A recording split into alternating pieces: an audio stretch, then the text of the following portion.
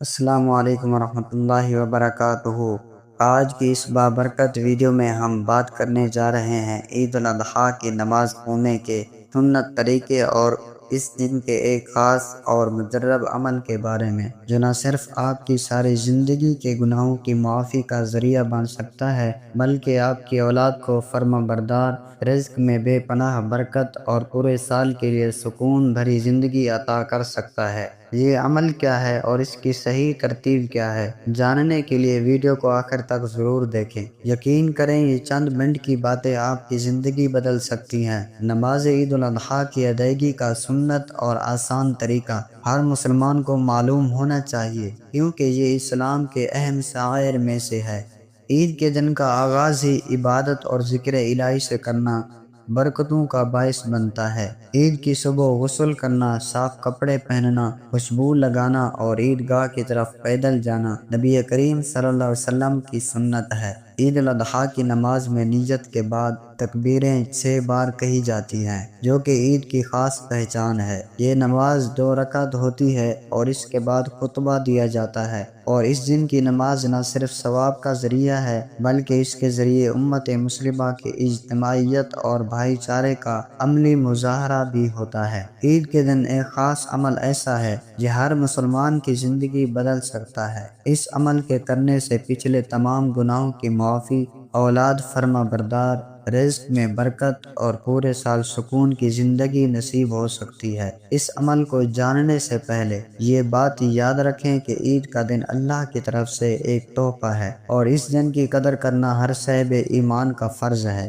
نبی کریم صلی اللہ علیہ وسلم نے فرمایا کہ عید کے دن خوشی مناؤ، صدقہ دو، رشتہ داروں سے صلح کرو اور اللہ کو یاد کرو۔ عید الاضحیٰ کا مقصد صرف قربانی کرنا نہیں بلکہ تقوی حاصل کرنا ہے۔ قربانی کے پیچھے جذبہ ہے کہ ہم اللہ کی رضا کے لیے اپنی عزیز چیز کو قربان کریں اور دل میں اللہ کی یاد اور بندگی پیدا ہو۔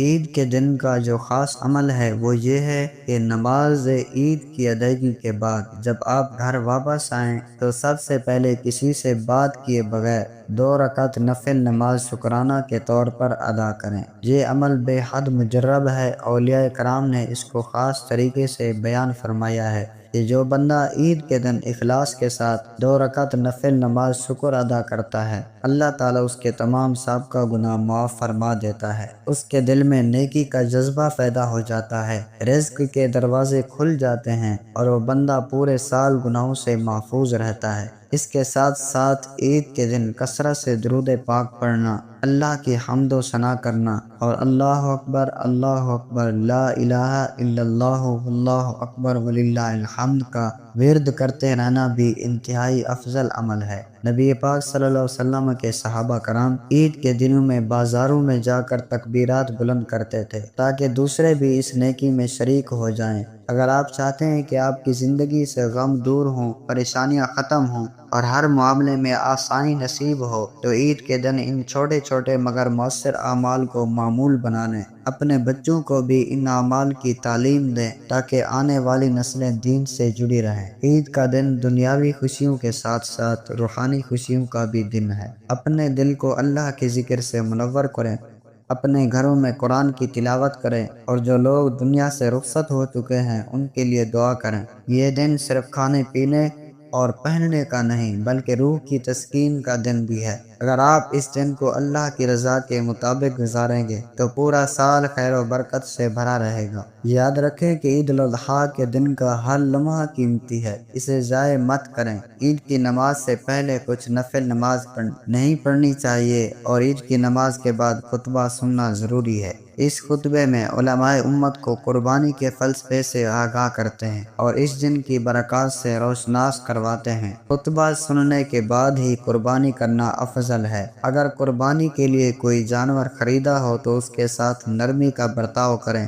اسے تکلیف نہ دیں اور اس کو ذبح کرنے سے پہلے پانی پلائیں۔ نبی کریم صلی اللہ علیہ وسلم نے فرمایا کہ جو شخص قربانی کے جانور کو تکلیف دے گا اللہ تعالیٰ اس سے راضی نہیں ہوگا۔ قربانی کے گوشت میں سے ایک حصہ غریبوں کے لیے نکالنا سنت ہے تاکہ معاشرے کے ہر فرد تک خوشی پہنچے۔ اگر آپ کے علاقے میں کوئی ایسا شخص ہے جس کے پاس عید منانے کا سامان نہیں تو اس کی مدد کریں، یہی اصل قربانی ہے۔ عید کے دن کا دوسرا اہم عمل والدین، بزرگوں اور رشتہ داروں کی خوشی کا خیال رکھنا ہے۔ ان سے دعائیں لیں، ان کے قدموں میں بیٹھیں، ان کے ساتھ وقت گزاریں۔ ان لوگوں کو نہ بھولیں جو عید تنہا گزار رہے ہیں، جن کے پیارے دنیا سے جا چکے ہیں۔ ان کو ایک فون کال یا ملاقات سے دلی سکون مل سکتا ہے۔